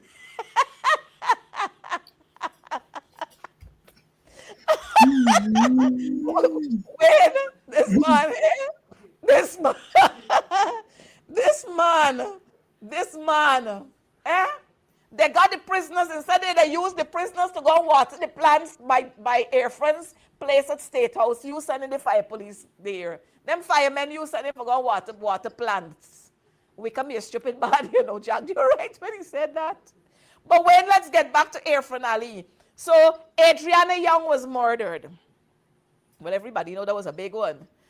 And don't watch how Air France is so conniving. That child, the commander there, he create confusion in Region 4. They bring it to Region 3. He create confusion. They send it back to Region 4. Confusion in Region 4, they get it dug down somewhere. I think they got it somewhere in the East Bank. Somewhere they got it. They like a confusion. They like incompetent people. They like people who could probably be there to say yes. Like how they put Sharon Dance to say yes. They like people who could say yes all the time. Yes. That's what they like. As soon as you say no and why, and it shouldn't be, they put you on blacklist. Like Jack, you say you got some black book. Me name at the top of the black book, but I don't care. Black is a color, so me care which black book me name. A beautiful color too. A beautiful color too. Because let me tell y'all, he done buy the vehicle already. He ain't getting no driving in that Lexus. He buy it already, so I don't care. And that one is black too. So he got a license for black. So me ain't care. Hi, Rudolph Moses. You better watch yourself. My parents originate from Liverpool Village on the Quarantine and Nurney Village. So don't tell me about blood pressure. I know about soursop leaf. I know about drinking my lemon water with my cucumber peel inside. So me blood pressure, you ever hear I get excuse with blood pressure? Stop by. Don't tell me about blood pressure. I ain't dead there. Thank the Lord. And you know why he's not allowing those things? Because I got to stand up like Esther for my people. I got to stand up like them. But let's get back to Egerton Davis with this helicopter crash. Egerton, I ain't got no answers to give you with this helicopter thing. They said Jagdio said the black box damage. You can't get no information. I know plane got down in the sea. I know plane find the black box, but Jagdio said the black box damage. Jagdio is the expert on that. He's the expert on helicopters, but he still can't fix them 2 helicopters where they spend a whole lot of money to buy. He still can't fix them. He still can't fix them to get them off the ground. If he could have fixed, if he was a genius, those helicopters would have helped to look for our people. Many more persons are coming down to the boat just now. Coming to the boat. In April of 2026, national unrest. Protest here, protest there, protest everywhere. That was for, what the girl name? Same Adriana. In April of 2025, same Adriana. Business shut down here. And the PPP here, let me tell you, the PPP like when we have these things happening. So that they can do that skullduggery underneath. They like when these things happening. Yeah, they plan the agents. They plan the agents in the crowds, yeah. And then in 2026 on the air front, remember, during the APNU time, and you see, these people are so convenient when they do things. Venezuela strike up. And I was happy when Venezuela strike up. You know why I was happy? Because them, Jagdio had said during, when he was in opposition, he said, or when he was, I think it was opposition, he said, they're going to give a channel to Venezuela. A channel out to sea, correct. Which was a treasonous act. Cheap weed, this man got to be smoking. How you going to give your enemy channel? When you give them channel now for they bring in boat and circle, no wonder the Venezuelans shooting our soldiers all the time. No wonder they're shooting them. So, Egerton, I don't know what else to say about that helicopter. I don't know where those two survivors are, but I can do some work to try and find out where they're there. There But must be MP, some. I was gonna say to you, it's a general thing with people. When we have these tragedies happen, you know, the public comes out, they support, they comes out, they protest, they do everything to support these families and everything. And then, you know, not all. I love what Quinn Mbaka's parents would have done. They were very transparent in everything. They kept the public well informed on what was going on with regards to Quinn Mbaka's execution. But you know, the public come out and fight for people, and then people go behind the public back under the table and make deals with the PPP, and then everything is just hush hush and just quiet and story done. They don't come back with anything else. You know, I believe that people need to stop this because eventually the public is going to get fed up and things are going to happen to people and the public is not going to respond. And let me say this, not just the general public I'm talking about the APNU. They always rush into somebody's aid. And a lot of times these people after some time go and negotiate with the government. I just wanted to make that point. And I also, MP, you said one thing, you shouted like Mark Phillips. The difference with you belling the cat compared to Mark Phillips is that you ain't got white mouth. Mark Phillips is the only person to get white mouth on the LFS board now. All right? And then let me come back to Hicking quick. Because Miss Deborah Pearson turned and said, you're talking about Hicking, Miss Deborah Pearson turned in the comments and said, oh, you're talking about the wedding planner. Well, I see the bubbling with Brutus case coming up again. Brutus case coming up here. Azardine case coming up in here. Kind of case. But I want us to get to the bottom of this one here now. On the air front, you notice under every president in the PPP is tragedy, tragedy, tragedy, tragedy, tragedy, tragedy, tragedy, all kinds of tragedy. Now we got the MV Barima tragedy. Where is Sarah Brown? Sarah Brown, Minister of Amerindian Affairs, come to the front of the class. Come. Come, Sarah, come. Come. Sarah, you sitting there and you allow Mark Phillips and them to throw indigenous people just put down in a hole. Huh? To throw them in a hole and then get an excavator covering the grave in a swampy area. Sarah, you got sense? You got no sense, girl? What is wrong with these people? I don't know if my brother Sherrod is on, but I know that we've taken up some of his time and we can cut just now, but we had to tell you all a couple of things. We can continue this here. Next week on same things, different days, we can continue this. We can continue where we left off from. But you see this whole MV Barima tragedy, we got to get to the bottom of it. Operator, I don't know if you want to play that video there. We got two videos to play for y'all. We want to talk about, the next, yes. We want to play two videos for you folks. And we'll talk around it a little bit and then we'll close the show so I can give my brother Sherrod his time. Country has entered a full-blown dictatorship. We have a dictator occupying the seat of the presidency, and we have dictators occupying the space of government.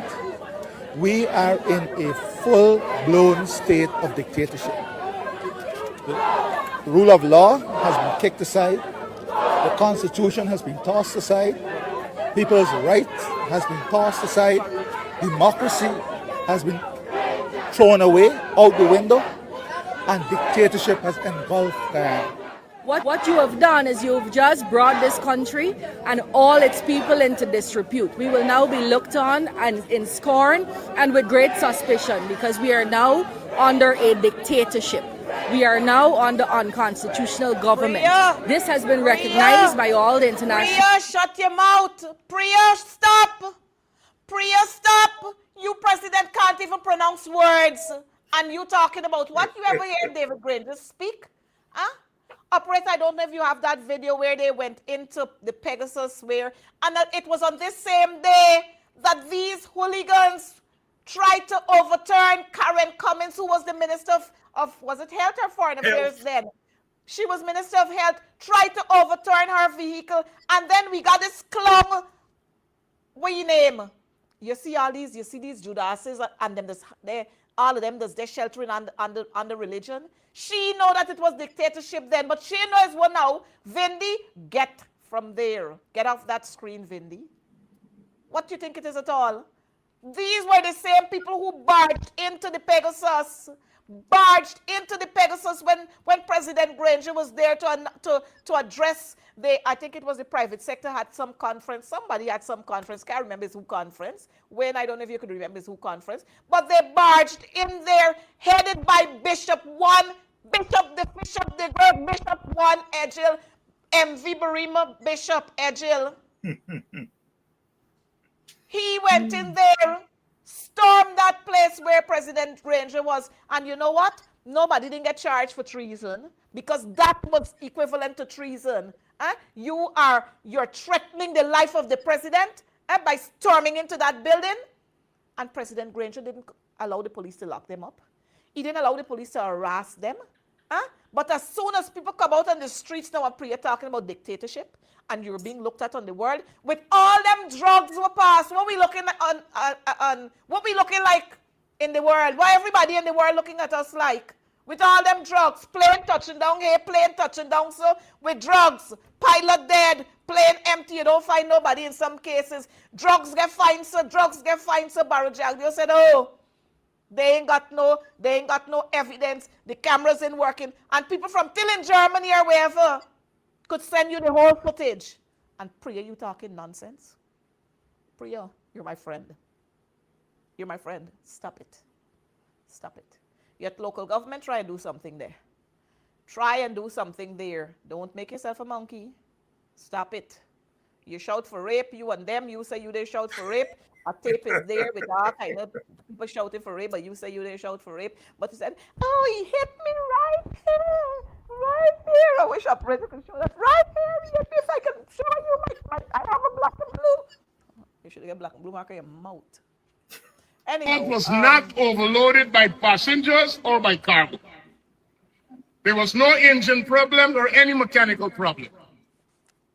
Even the survivors who made videos from the hospital, they're telling you what happened. And it had nothing to do with overload and boat taking in water. It had to do with the tide. Please be advised that the MV Barima is licensed to carry 284 tons of cargo. The cargo manifest shows that we had 268 tons, way below the cargo load. Secondly, the MV Barima is licensed to carry 397 passengers, and we only had 116 passengers on board. The misinformation of overloading as the cause of this incident must be dealt with for what it is. Misinformation and something to create panic and public mischief, and we debunk that in the very strongest terms. Y'all hear that? Mm-hmm. Clearly. Clearly. Y'all hear, viewers, did you hear that? There was no overloading. There was no engine problem. There was no misinformation, and it must be dealt for what it is, misinformation. So why the hell y'all hold up them three boys? Exactly. Why? You said it was That's a the big point, wave. yes. So why y'all hold them? You see why we got to continue to call that Bishop Edgil must go and Imdar must go. We ain't bad with Airfront yet with the farmers, so we dealing with MV Barima. You see why these people must go? If you are saying that it was not overloaded, it was a high wave, why y'all hold them boys? What could be more dictatorial than that? And contradictory, they're contradicting themselves. Hi. MP, we moved from 116. We moved from 116 on board to an estimated 179. So that means that it is inconclusive as to how many people was on the boat.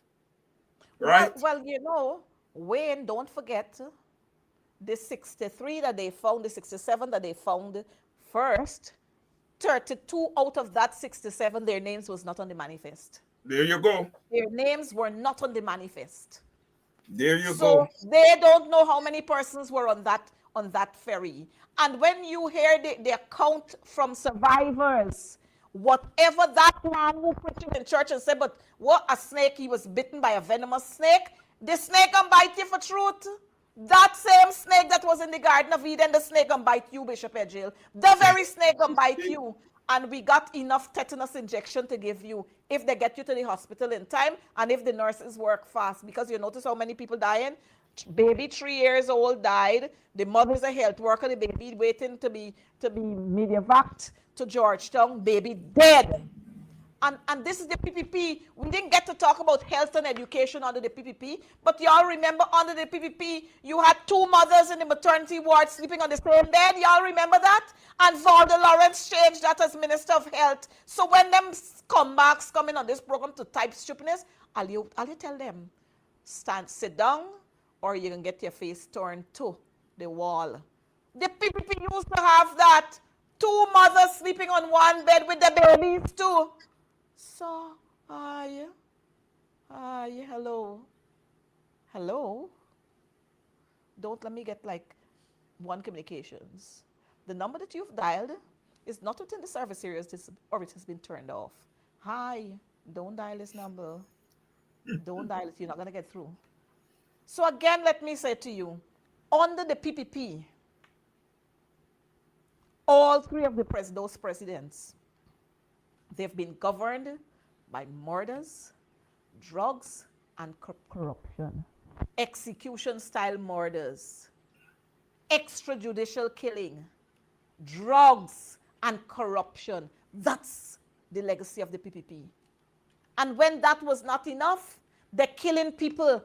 The MV Barima, the 5 soldiers, the 20 students. The protest must continue. Don't bother with Anil and his foolishness because they used to protest.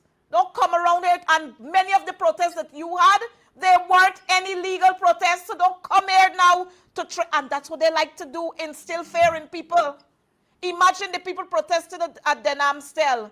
5 of the 10 days workers came in the afternoon when they were finished working and they decided they deducted the monies from those people's salary. Guyanese people, y'all real stupid, according to Barrett Jagdio. Because all now, nothing was supposed to be happening in Region 3. Nothing. Absolutely nothing. Absolutely nothing is supposed to happen. Guyanese people, we got to stand up for what is right. The PPP stood up when they were in opposition. They stood up for what they believed in. They protested. Operator, I don't know if you can find the one where Mr. Granger stood up there unbothered. When Edgil led that protest into in the Texas, when all of them stood up there, they went in. You see, look, Mr. Granger there, unbothered. I don't know if you have the other one where they were making the noise. Led by Edgil. All of them bought tickets and they went in. They paid and they went in there to that conference. And they went with their placards well tucked away in their bags and in their clothes and all kind of thing. And midway, look at them, look at them. Granger did nothing, something, and they're doing plenty things. They're thieving the money. That's what they're doing, thieving the money. I think we went a lot over Sherrod's time. I think about 25 minutes over Sherrod's time. Sherrod, you're going to forgive us. You're going to forgive us for that, please. But we got to remind these people about a couple of things. Our people seem to be forgetting very often, and they forget too quick. Y'all remember when they had Mark Benchcup locked up for 5 years, and they talking, isn't that being a dictator? Aren't we under dictatorship? When you locking up somebody for speaking out and then you're telling people, oh, they can't do this. Y'all went in the room where the president was. And y'all saying what? Wayne, help these people. Help these people for me. MP, I don't know. You missed Egerton's last comment. Look at Egerton's last comment there. I think it it touched on something that's very important as we move forward, Within right? science is fueled by those who saw prejudice in attacking Norton.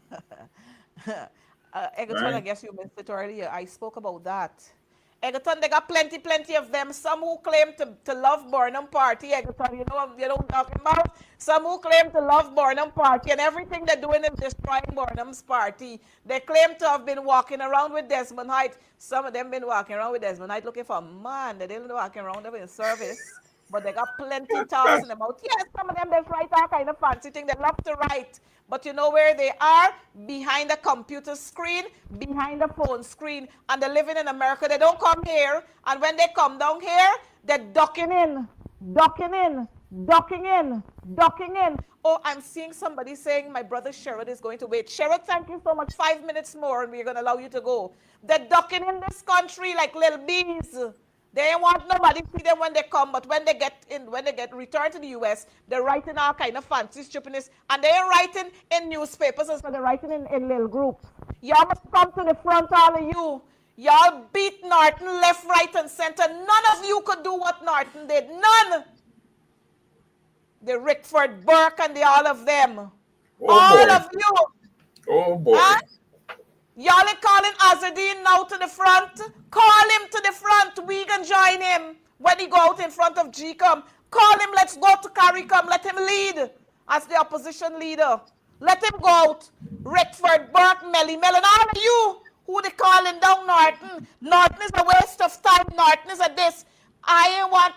This is what corruption looks like. Where it putting you? Where? Huh? Talks without works according to the Bible is dead. We want talks and talks alone. Organize your people and let's go. You lead and we will follow. All of y'all got a set of talks in your mouth. And some of y'all can't leave the US. Y'all can't leave where y'all are in the US. And you want to talk about this and talk about that and talk about the other. Huh? Norton is solid. And all of you who said Norton must leave the PNC, must take a step back, that's not your business. Let me say that to you. Whoa. That's not your business. The Whoa. members of the PNC will decide whether they want Mr. Norton to stay or they don't want him to stay. That's none of your business. Y'all go and tell Jack you'll get. Norton is not indicted. He was never charged. They ain't got nothing about corruption written around his name. So y'all don't come here and talk foolishness. Norton, y'all check it. Norton worked at Foreign Affairs. Not a boy, girl, or anything could scratch any black mark there on his record. He toured this country and around the world with Lyndon Forbes, Sampson Burnham. He toured with Hamilton Green. He toured with the best of the best that we had in terms of Foreign Affairs Minister, the late Rashley Jackson, OR. None of them could match him. But y'all like to talk foolishness around the place. And these are some of the people who claim to be PNC people. And they ain't got no membership to the PNC. Hi. Them ones who frightened for Adan on their names. Them ones who got double barrel names but don't carry the other barrel. Hi! The PNC, I don't care how much you talk about what and who leaving and who leaving. Them who leaving, they were never solid. They were never solid. Aubrey Norton just drink. You ever see Aubrey Norton taking back ball from anybody anywhere? Y'all ever see that? Jagdian and Donald Ramatar had the big broad on the paper. Yes, I got to open my mouth like that. Y'all ever see that with Aubrey Norton? Oh, Aubrey Norton always drunk. He always drinking. What you want him to do? Go and rape and sodomize? It's better he drink them before he go and rape and sodomize. Ashni Singh drunk to hell and knock down people. Cause accident. Y'all ever hear Aubrey Norton an accident? Yes, I got to talk this story. I have to say it. Y'all only running Aubrey Norton down, running Aubrey Norton down. And I don't care because they don't tell me all kind of thing. I am happy. And I got to say a couple of things. Airfront is there winding up himself. Nobody don't talk and prolong that. The first lady, they winding up herself from both. Nobody is saying nothing about her. But Aubrey Norton, he always got to. So where y'all want him to lime? Let him go to Bamba Mali. That's where he got to go. That is where he has to go. That's where he got to go mix with the ordinary people. Not like Jagdio and them. They don't walk those places. Only when they want your vote to drive around and make themselves clowns. Let me tell y'all. Aubrey Norton, with all the trials he went through in the PNC, he never one day walked away from the PNC. Never one day walked away from the PNC. He was offered many, many, many offers. He was shown grass greener than green. And he never walked. Never walked. And y'all coming around here to talk about a lot of foolishness. Y'all talk about what the PNC, what the PPP doing. Talk about them, what the PPP doing. That's what y'all must talk about. But y'all don't talk about it because some of y'all were in bed with the PPP. Y'all used to knock glass and so on with the PPP. So that's why y'all can't speak ill about them. You can't open your mouth to say the wrong things they're doing because the soup that y'all getting, it will stop. It will stop dripping. But y'all like crumbs, some of you. Some of you like crumbs. But I want to tell you. Let me tell y'all this story. Let me tell y'all this story. Aubrey Norton is a leader. And I don't care what y'all say. Y'all never used to see Burnham smoking Tom? Y'all never see Burnham with glass drinking? Ah? Y'all never see other presidents drinking? So why everybody about Burnham, Aubrey Norton, and we expect better shit? You expect better from Aubrey Norton? Why you don't go tell your friend so?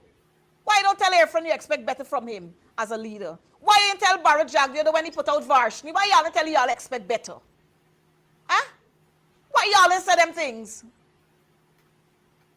All of y'all beat down Aubrey Norton for 3.5 years. Some of you beat him all the time. He ain't this, he ain't that, he ain't the other. 3 years plus y'all beat him. And then y'all coming to talk nonsense now. Because he don't respond to y'all.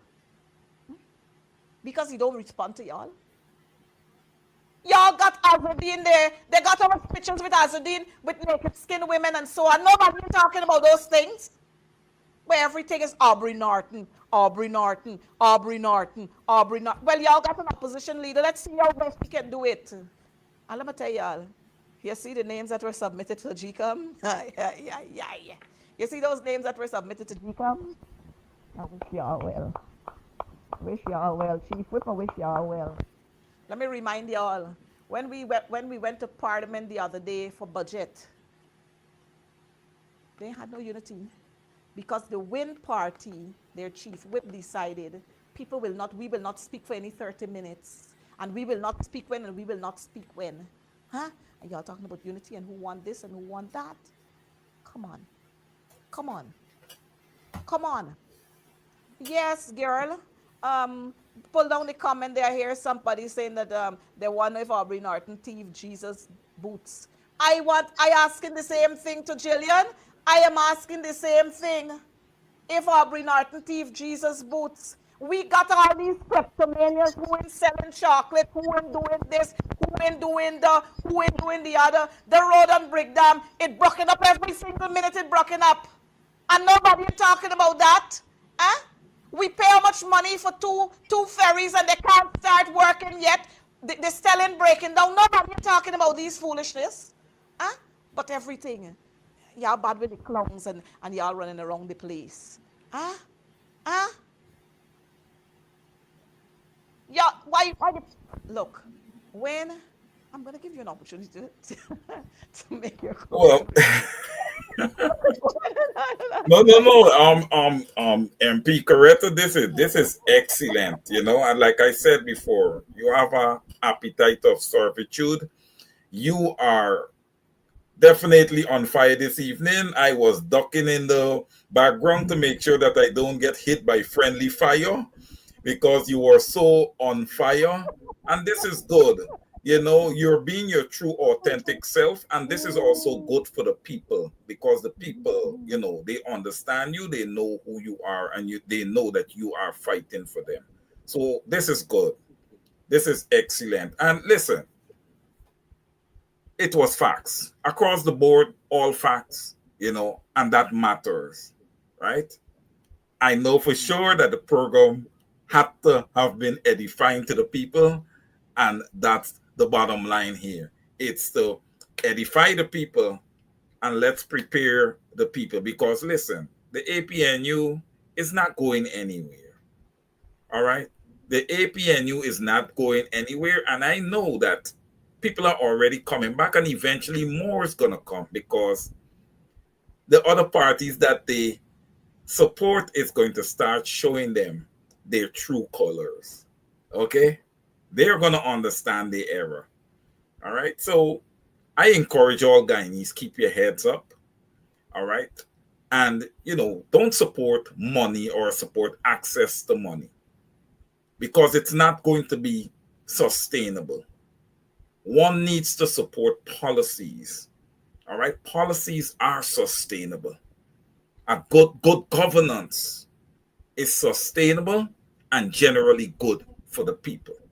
And when you talk about good governance, it can only come from a government that is putting people first and not transformation.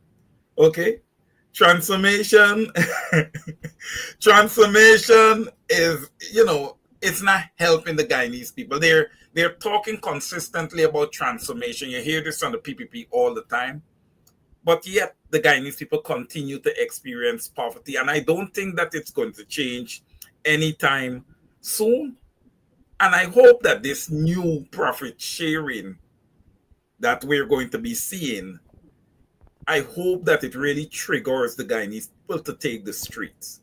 Because if they don't see an upward trajectory in their quality of life, they ought to understand that it is indeed time to take the street. And there's not a problem with Guyanese taking the streets and shutting down the country. There's nothing that anybody can do and should be doing about it, especially when we talk about international allies who are supporting the PPP. You cannot come into Guyana and stop the people from doing anything because what this government is doing to the people, all of you guys are seeing and you're turning a blind eye to it. So when it is that the people decide to respond to this, you ought to continue with your blind eye. Don't come and say that we have investments and we got to take care of our investments, so we got to send in troops and we got to do. No, that's not going to be acceptable. It is not going to be acceptable. All right? And Guyana is not for a certain type or a certain ethnic group. Guyana belongs to all the ethnic groups there.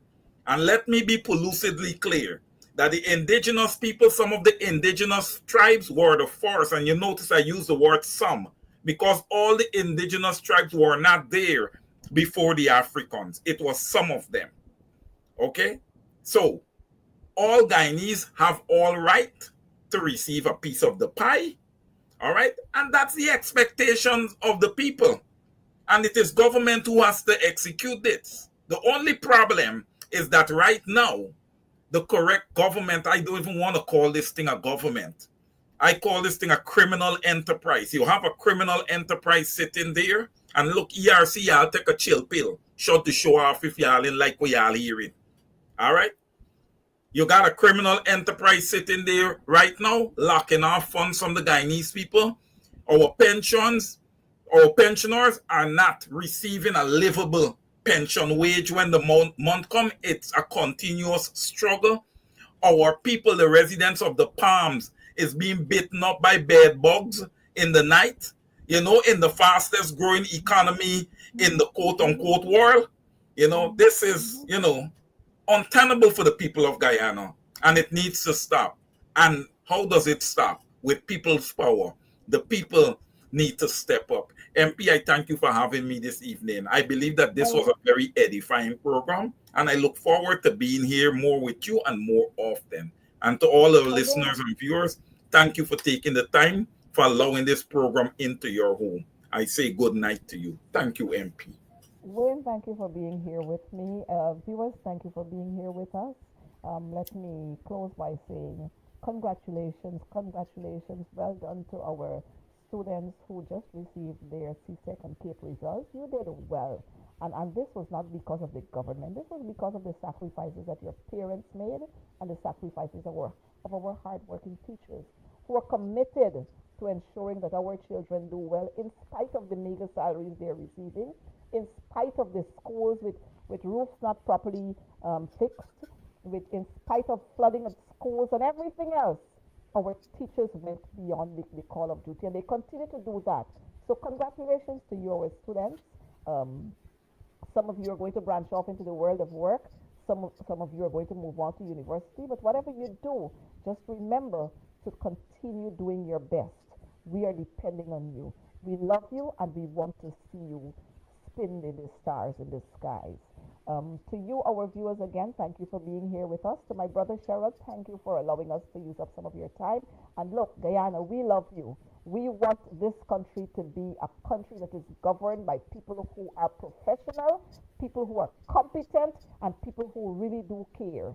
We don't want to sit there next to you, a pensioner who's receiving $46,000 and the president is receiving $3.2 million and he's hugging up on a pensioner. We want our pensioners to be able to live comfortable. Look, next Wednesday at 2 o'clock, we will continue this slot on Same Things, Different Day. Do stay well, be careful on the roadways, and remember, one love. In unity, there's strength. Good night, and see you next Wednesday for another program. Bye-bye.